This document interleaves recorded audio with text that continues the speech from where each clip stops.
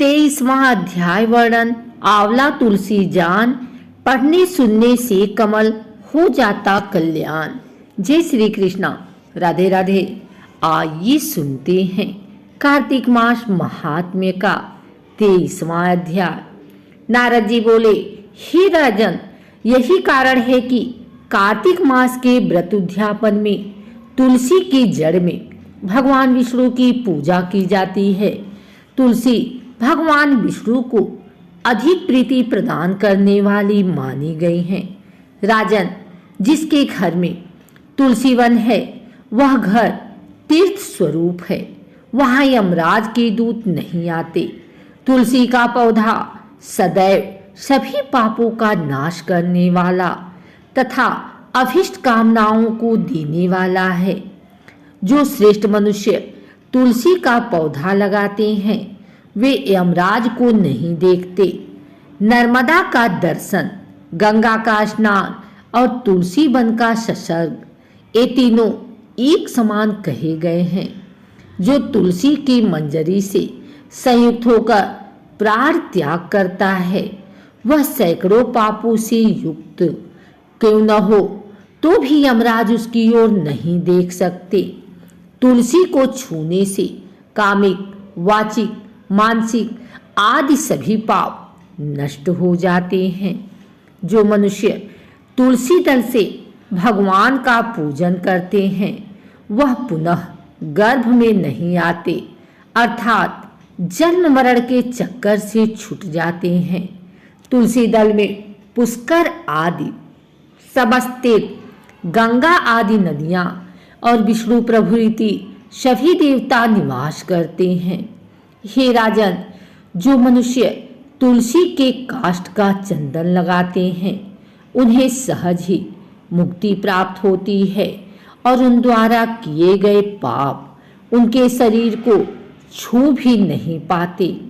जहाँ तुलसी के पौधे की छाया होती है वही पितरों की तृप्ति के लिए श्राद्ध करना चाहिए। जिसके मुख में, कान में और मस्तक पर तुलसी का पत्ता दिखाई देता है उसके ऊपर यमराज भी दृष्टि नहीं डाल सकते। फिर दूतों की तो बात ही क्या है।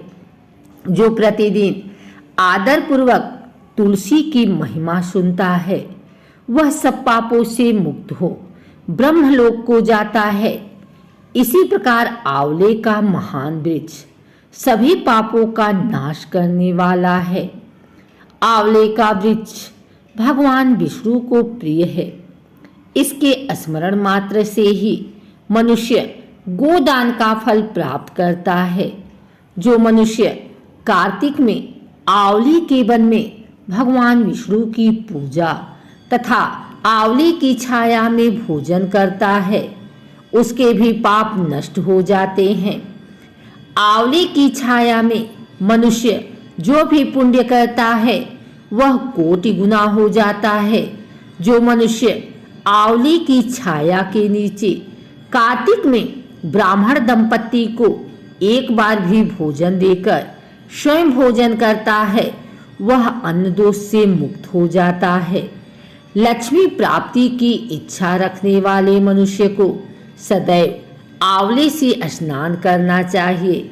नवमी, अमावस्या, सप्तमी, संक्रांति, रविवार, चंद्र ग्रहण तथा सूर्य ग्रहण के दिन आंवले से स्नान नहीं करना चाहिए।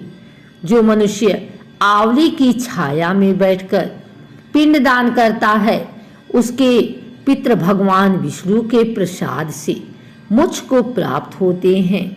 जो मनुष्य आंवले के फल और तुलसी दल को पानी में मिलाकर स्नान करता है उसे गंगा स्नान का फल मिलता है। जो मनुष्य आंवले के पत्तों और फलों से देवताओं का पूजन करता है उसे स्वर्णमणि और मोतियों द्वारा पूजन का फल प्राप्त होता है। कार्तिक मास में जब सूर्य तुला राशि में होता है तब सभी तीर्थ, ऋषि, देवता और सभी यज्ञ आंवले के वृक्ष में वास करते हैं।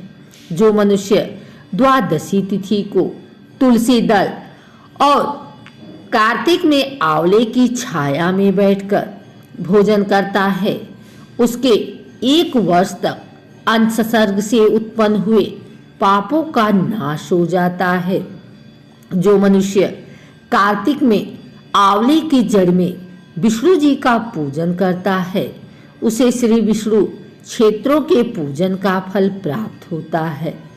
आंवले और तुलसी की महत्ता का वर्णन करने में श्री ब्रह्मा जी भी समर्थ नहीं हैं। इसलिए धात्री और तुलसी जी की जन्म कथा सुनने से मनुष्य अपने वंश सहित भक्ति को पाता है।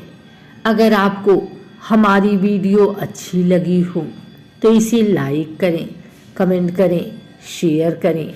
हमारे चैनल को सब्सक्राइब करके बेल नोटिफिकेशन ऑल पर सेट कर लें, ताकि आगे आने वाली वीडियो सबसे पहले आप तक पहुंच सके। धन्यवाद।